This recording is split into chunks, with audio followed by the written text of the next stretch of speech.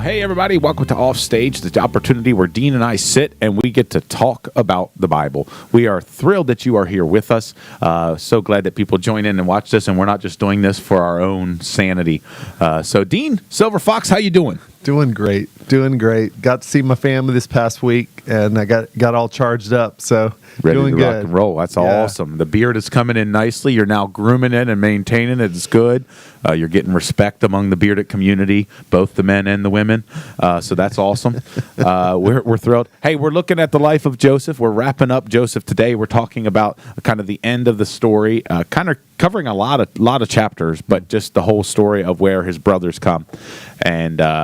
And we see some things begin to happen. So it's amazing. We're going to talk a little bit about forgiveness today. Wanted to give you kind of a heads up of where we're headed after this. Next week, we're going to start into what does it mean to live a Spirit-filled life. We're going to look at kind of what the Bible has to say about living by the Spirit, and we're going to dive into the fruit of the Spirit and things like that. So we're going to go kind of along that journey, and we hope you'll continue with us. So we're excited about that.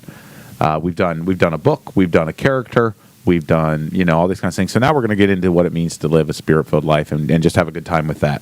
But again, every Tuesday at 6:30, you can check this out, or you can download it wherever you find podcasts and things like that. So let's get into the story of Joseph, okay? Really quickly, for anybody who has not been a part, Joseph was the favorite son. He was sold into slavery by his brothers after they had decided, we shouldn't kill him. He ended up being thrown into prison because he was accused of doing something he did not do. Right. Spent 13 years in prison, translated dreams. All of this time, we continually to see through the Bible where it says God's favor was upon him, even while he was in prison. Last week, we saw the fortunes turn, where all of a sudden the wine bearer, the cupbearer, remembered him, brought him straight from the prison to the palace. And he translated Pharaoh's dream about famine, right? 7 years of plenty and now 7 years of want. And so this is what's happening. And now we kind of pick up the story.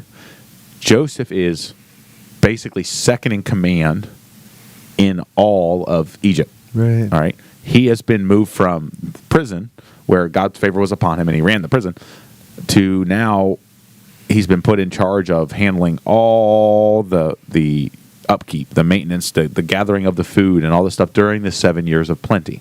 Right. Right? Then the 7 years of famine hit. So Joseph's at least, 38 years old at this point. It's been 20 years since he's seen his family. And the famine didn't hit just Egypt. Right. It hit everywhere. We read that last week, that it was everywhere it hit. And so now his brothers are having to come and get food from Egypt, from Joseph. Right. Which is amazing, because remember, what were the dreams he had back when he was 17 years old that made his brothers hate him even more? Right? That they would all bow down to him. That they would all bow down to him. It seemed so unlikely at the time, yeah.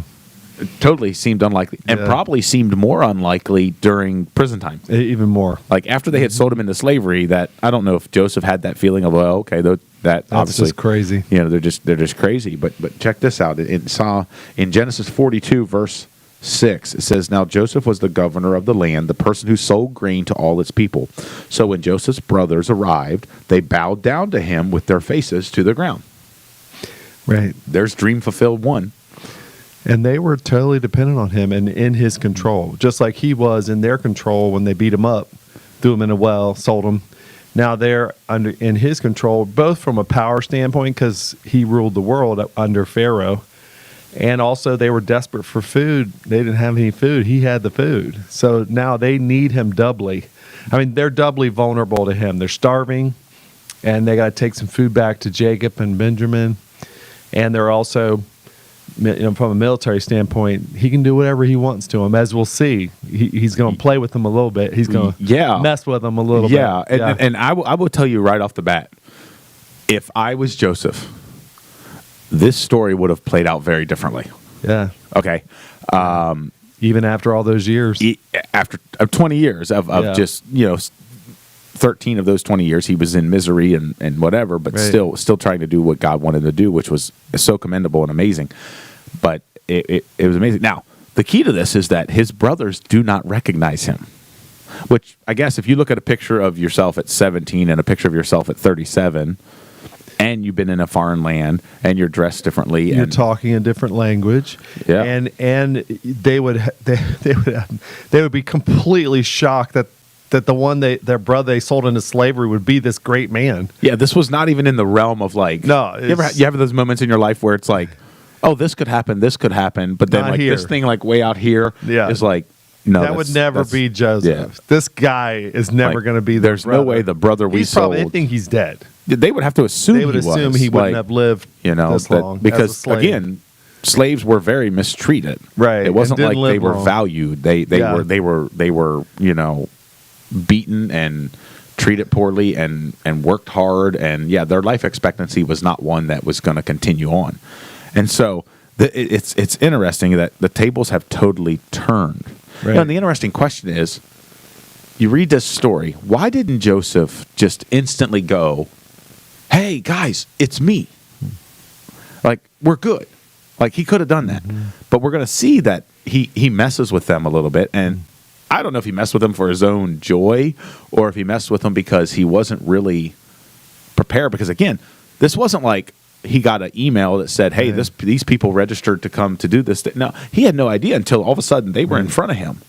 I can't imagine what that was like. He'd need to prepare. He wasn't ready to, because the minute he would reveal himself, he'd have to talk about it, and he wasn't ready to talk about it. Yeah, I think that's... he wasn't ready to have that conversation. That's obvious that he didn't do that, and so it was interesting. So the whole, because this is real. This is not a plastic story. This is a real story. No, this is a real story, and he's hurting. He's like this. These are the guys, and Benjamin and Jacob weren't there. That there would be the ones he really loved. His real brother, these were his half brothers, not his dad, not his brother by the same mother, and so he's looking at his half brothers like these are the 10 guys that wanted to do me in, took the best years of my life. Yeah, I mean, so there was 10 of them, and then obviously Benjamin, his full brother, was still home because again, he was the favored child, and so he became Jake's protecting him. Jake's protecting him, and so he concocts this story that they're spies. Right. He said, you're spies. You're coming in to see where we're vulnerable as Egyptians so that you can attack us. And, of course, they're like, no, we're not. Yeah. And so he basically finds out their story, and they were completely honest and told that, hey, we have one at home and we have one that's no more, and that kind of stuff, not knowing that they're speaking to the one that is no more. And so he says, you know what? I'm going to hold you guys in prison until you prove to me your story's true, until you bring that one. So he originally says, hey, send one of your guys, send one of the brothers, and go get Benjamin and bring him to me, And then he keeps him in prison for 3 days. 3 days, not 13 years, 3 days. And then he changes his mind. He says, no, you know what? We're going to keep one of you so that you have to come back. The rest of you can go home. He puts all their money back in the top of their grain sacks that they paid for the food and sends them on their way. I love reading this story and seeing the edge that the brothers have, because they know anytime something bad happened in this story, it instantly went back 20 years. Yeah, they're paranoid about it. They're paranoid about it. Yeah. They open their sacks that first night and they find their money on the top. And Reuben, who was the one that decided not to kill him but to sell him into slavery, he goes, this is because of what God did, what we did. God's punishing us. They went 20 years backwards. And then we'll see they'll go another 37 years when their father finally dies. They're still scared that Joseph's going to kill them. Yeah, because, after Joseph forgives them, he brings them there, and then it's they live in the land for a long time. Yeah, almost 40 years. Yeah, almost 40 years. Yeah. And then Jacob dies. And that's when they think, oh, now Joseph's going to snap. Which shows that sin is still consuming them. Yeah. So they've been living with this. It's been defining their life and will continue to define their life. That's why Joseph doesn't have to strike back at them. It's already the thing they did is already judging them. There's already a wrath or a judgment built into sins like this and it's already beating them up. And that's a consolation for if you've been hurt bad by somebody, that sin is already judging, and then God will ultimately judge, so we don't have to take that place. Yeah. Well, and it's incredibly interesting because you hear pastors, you hear youth leaders, you hear people talk about how forgiveness, not giving somebody forgiveness, is like drinking poison and expecting that person to die. Right. Well, some of it's the other way. Right. There's a little bit of when you know you did something completely wrong and you don't ask for forgiveness, it eats you away. Right. So on both ends of this, there's forgiveness to be had. And this is the most prominent example of forgiveness in the Bible outside of Jesus. Right. I mean, obviously, Jesus is number one in a lot of categories. Right. But this is the most prominent example, the most harsh thing that was ever done. Not even like Homer, in the story of the prophet, right. That kind of stuff where he had to marry, and go buy his wife back. But so they go get Benjamin. I guess they wait until they're out of food again. They tell Jacob, if we go back without Benjamin, he's going to kill us all. We have to go. This whole time, I guess Simeon is still in jail. And right. They left Simeon like, whatever, dude. Yeah. Which as a brother, you got to be sitting there going, I'm going to throat punch all of you when I get back. When you get back, dude, I don't know how long it was, but so they bring Benjamin. So they finished their food. I mean, because they got hungry again. Right. Yeah. They bring Benjamin back. As soon as Joseph sees Benjamin, I guess his whole strategy changes. Right. Because then he says, they're going to have lunch with me. Now, he says that to his people. They get the message that, oh, you're going to go eat in the king's palace. You know what I mean? Like that kind of thing. And of course, what are they doing? They're panicking. Yeah. They're like, he knows about the money. He knows about the whatever. He's going to take it out on us. He's going to get us where it's private. And then there's going to be screaming. And right. Yeah. Because they're carrying this. And so he does this. They have lunch. He loses his composure. He goes away. Joseph does. He comes back and he finally tells them, it's me. Right. Hey, I'm your brother Joseph. He starts speaking in his native tongue right. to them so that they can understand them. The whole time he understands everything they're saying. Right. And I don't know if there's part of him that has a little bit of joy. Probably, because that's the way we live. But then there's another part of him that his heart's broken, because this is his family. And now he sees the fulfillment of all of God's promises to him in being able to rescue his family. Right. They've already bowed down to him, Yeah. And so and I was thinking that dream, the reason God gave him that dream when he was young is just for this moment. When he's looking at his brothers and confronting them, he sees them bowing down, and that helps him realize there's a God story here, not just a man story, not just a sin story. I think every one of these situations that are so painful and difficult, so many of us deal with so much sin and the garbage that comes with it. And there's a lower level of that, the pain side of that, the human side. But then there's also a God level, a God story. And I think the dreams reminded Joseph of the God story. And this is going to be real important as it unfolds. How is he able to forgive them? It's because he stayed up at the higher level with the God perspective. And one of the things that helped him do that was the dreams. He sees them bowing down, and he realizes, oh, there's something more than just these brothers that have hurt me. There was God taking evil and using it for good. There is God who is working a greater plan and using even the tough, difficult, bitter things in Joseph saying in his own life to accomplish good in both Joseph and the world.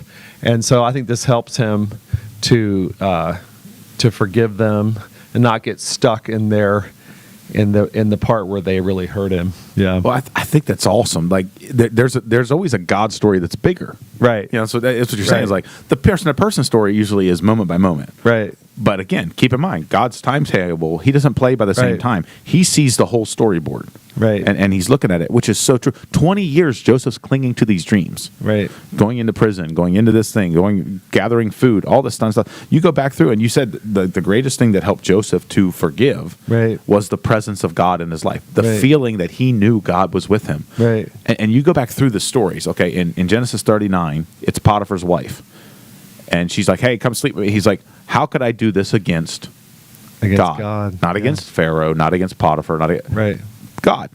Then it's in the dreams. He goes, hey, listen, right?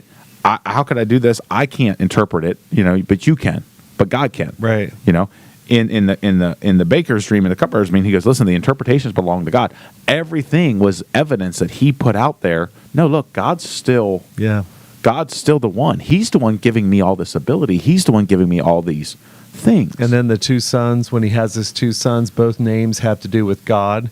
God has helped me forget my suffering. God has Manasseh, remembered. yeah. And Ephraim is God has made me fruitful. Made me fruitful in the land of my suffering, yeah. So it's God, God, God, God, God. And that's important. Otherwise, the presence will be just the evil. If God doesn't dominate our life and we don't have a strong sense of him, what's going to be big is the hurt, the pain, the sin. And that's what happens is those people that have hurt us, that we just keep letting them hurt us more. And we keep reliving the sin and the hurt and the difficulty. And it's there, and we don't want to deny it. We don't want to excuse it. We don't want to try to put a pretty bow on it. But God is also there. And I think the secret to forgiveness is have a bigger presence of God in your life than the people who have hurt you. And then he gives us the ability to forget. God sets us free from sin, period, right? Whether we're the sinner or we are sinned against. Right. He's our hope. So he forgives us and says, hey, don't let that sin define you, that sin you've committed. But also, hey, those sins that have been committed against you, why let those sins define you as well? I'll set you free from that too. And I like the Lord's Prayer, forgive me as I forgive those who sinned against me. That line. It's like whether I'm sinning or someone's sinning against me, it can't stick. I can't get stuck. Sin is so easy to get stuck in, whether we're committing it or being sinned against.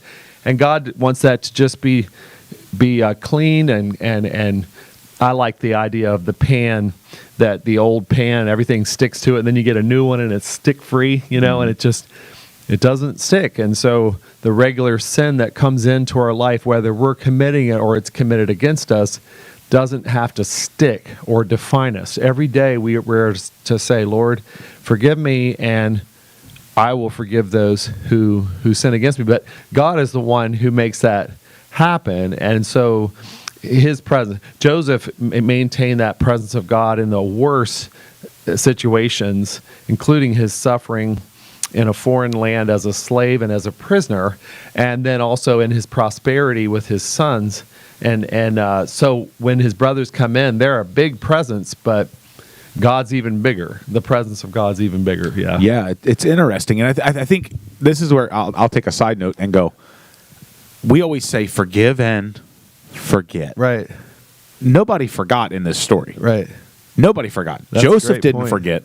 Not even after all those years. The brothers didn't. Listen, right. Forgive and forget is great in theory. Right. You can't do it. Right. Like, we don't have that ability. Right.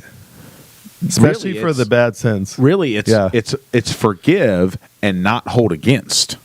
Right. Is what needs to happen. It's, listen, I know you wronged me, and I'm going to be wise. If you wrong me the same way numerous times, obviously something has to change. It's forget it, like when it comes to owing me. Right. It's that expression. Hey, I'm forgiving just debt. Forget it. It means you don't owe it to me. I'll pay that debt for you. Yeah. But we often translate it as, oh, I got to just not act like they didn't do that to me. And it's like, no.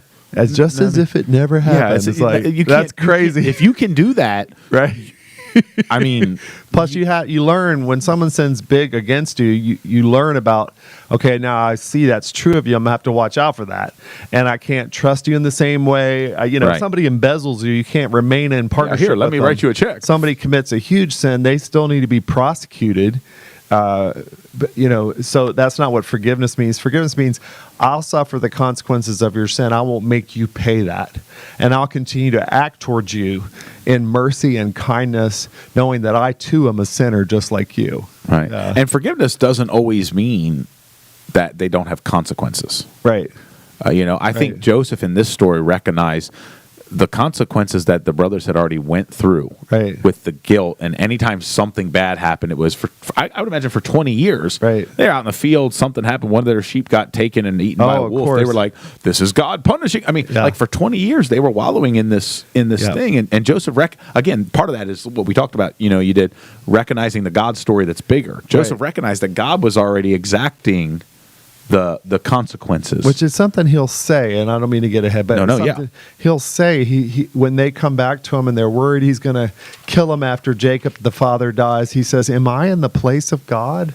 I think when we don't forgive and we punish or are bitter or whatever, we are taking God's place. But if God's in his place in our life, then we don't have to be in his place. We can let God do the judging, and then we do the forgiving. So, yeah. Well, yeah, and I love that. Let's go back one step. I love what he says to his brothers at the dinner in Right. Genesis 45, verse 5. He says, "And now do not be distressed or do not be angry with yourself." This is after he's broken down and revealed who he was.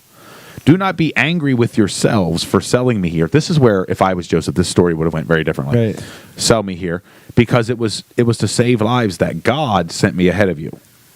For 2 years now, there has been famine in the land, and for the next 5 years, there will be no plowing or reaping. But God sent me ahead of you to preserve for you a remnant on earth and to save your lives by a great deliverance. So then, it was not you who sent me here, but God." Right. That's the God picture. I mean, we see it. Yeah. "He made me father to Pharaoh, lord of his entire household and ruler of all Egypt. Now hurry back to my father and say to him, this is what your son Joseph says. God has made me lord of Egypt. Come down to me and don't delay." And then he goes on.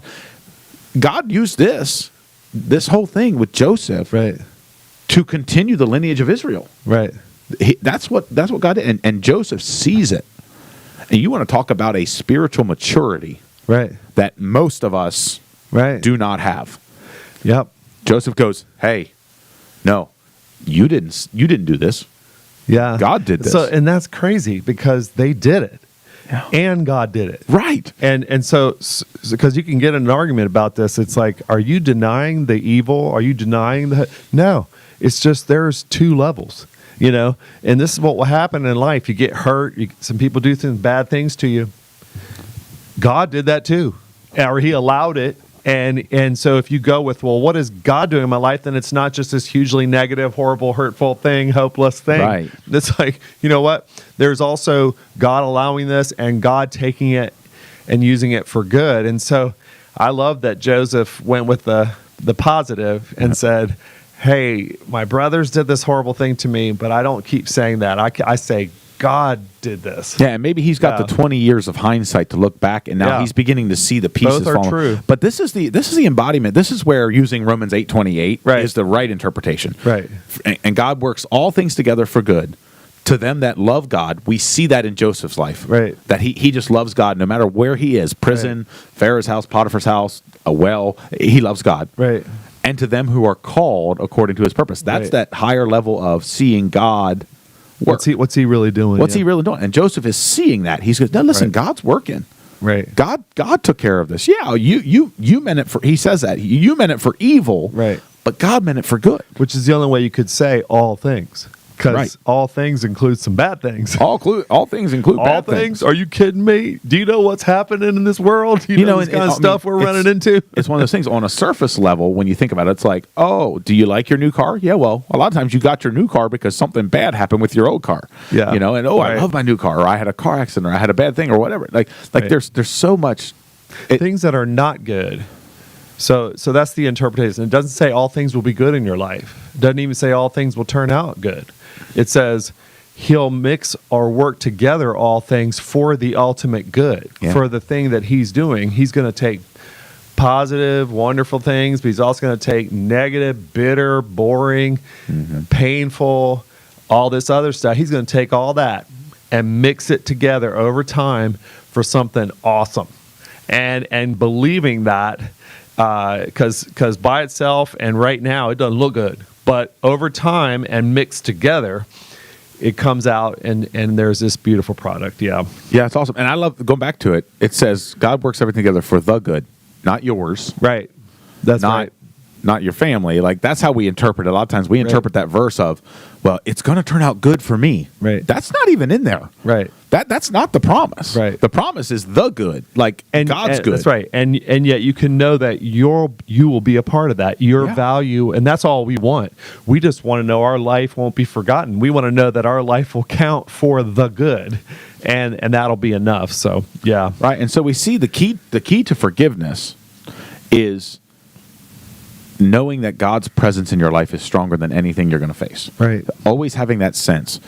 I think part of the reason that Joseph never forgot that God was still with him. It wasn't like, God, you abandoned me, which is what most of us do as soon as we go through something tragic. We go, God, why did you, it's the footprints in the sand. God, why is it during the darkest times that there's only one set? Why did you leave me? We have that assumption. And God goes, no, that's where I carried you. Like, I'm still with you, The part where there's a big trail, that's where I beat you over the head and drug you through it. You know what I mean? That kind of thing. But it's just an amazing thing. So, then you fast forward. They get Jacob. They come back they live in is it Goshen? Goshen. Which is something they would have missed if Joseph had been angry, punished them. He would have missed the family reunion. He'd have missed the blessing of bringing Israel, all that, which they would then flourish in Egypt.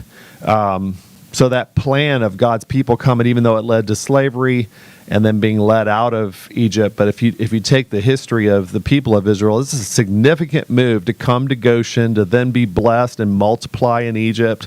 Yeah. All that would have never happened if he had punished his brothers. Absolutely.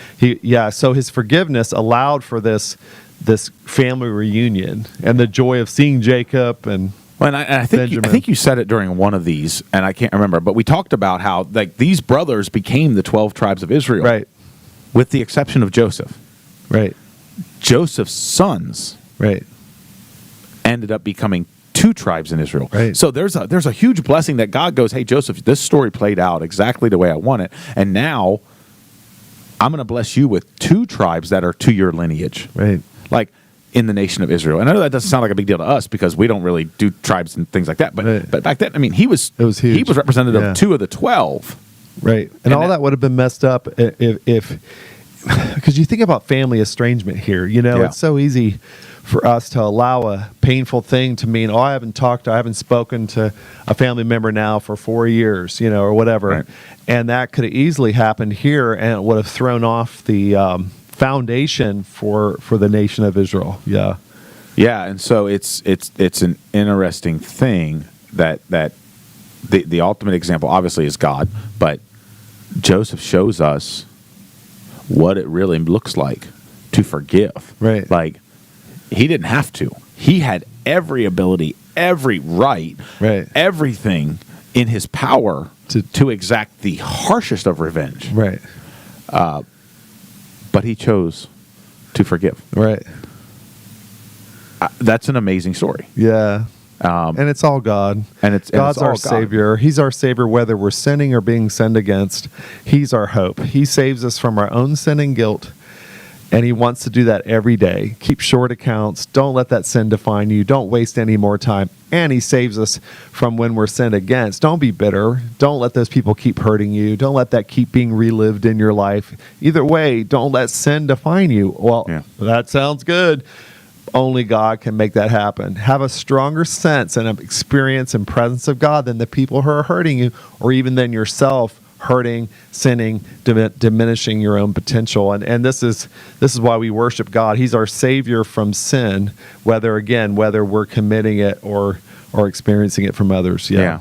And I think it's an awareness, just because you forgive doesn't mean you have to go back to a normal relationship with that person. If they constantly hurt you, it may not be healthy, but you can still forgive. Right. And move on from that in growth. Right. You don't have to go back and necessarily restore a relationship like Joseph did all the time. Right. Because sometimes that relationship is not meant to be restored because God's like, look, we've taught you, but you have to be willing to. Right. And acknowledge, I think the important things in forgiveness are first to admit what's happened, how much it's hurt you, how much the other person really deserves the consequences. Admit that. Don't gloss that over. Don't minimize that or deny it. Especially if you've been sinned against significantly, you got to face that. And then, identify with the offender. Don't characterize them as a monster. If they lied to you, they're not necessarily a liar.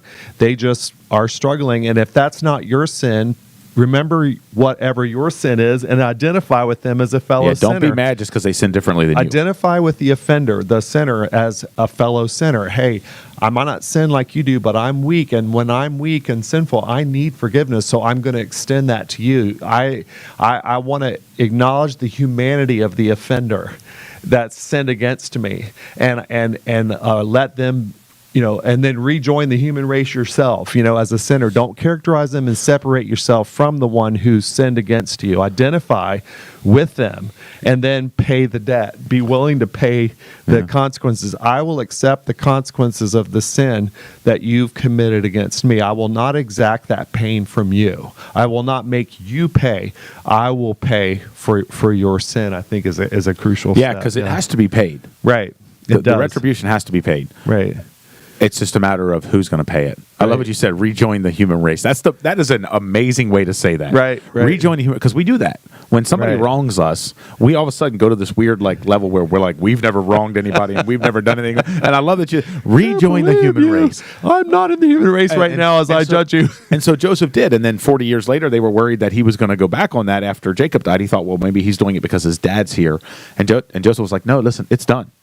It's done. We're restored. We're family. He cried. He cried when he realized 40 years later they're still struggling because he wasn't. No, he was not. And if anybody should be struggling, it should be him.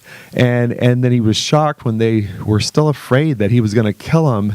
And I think it shows he got past it. It didn't define him, but the brothers, it did. It did define, even though they were the offenders. But I think that goes back to the strong presence of God in his life. Right. That's the fact that he had God with him, and he was able to move through it. Right. And if you don't have God, then you can't. Right. And so it's kind of that tricky thing. Yeah. So there it is. That's Joseph. The 5 weeks of Joseph's life and learning a lot about his life and his forgiveness and for him to experience and take away from this. So we challenge, maybe there's people you need to forgive in your life. Maybe there's people you need to ask for forgiveness for.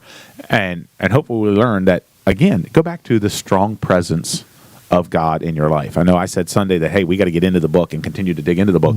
So continue to dive into that book. Continue to study what God can teach you each and every day. You got anything else you want to add? No, I'm just excited to move forward and to more now into the New Testament and think about what does it mean to have the presence of God that was so powerful with Joseph in our life as we learn to walk in the Spirit and bear the fruit of the Spirit in our character. It's amazing when it works out like that. It's kind of like a nice springboard off of this, of the presence of God in his life to what's it's almost like somebody planned it. It's weird. Church family, it's great to see you. We hope you enjoy Offstage. Continue to join us. Continue to join us each and every Tuesday at 6:30 for this, or you can listen to it wherever you get podcasts or YouTube, Facebook, all that kind of fun stuff. Have a great week. Go out and continue to be the message. You guys have a great day. Good to be with you.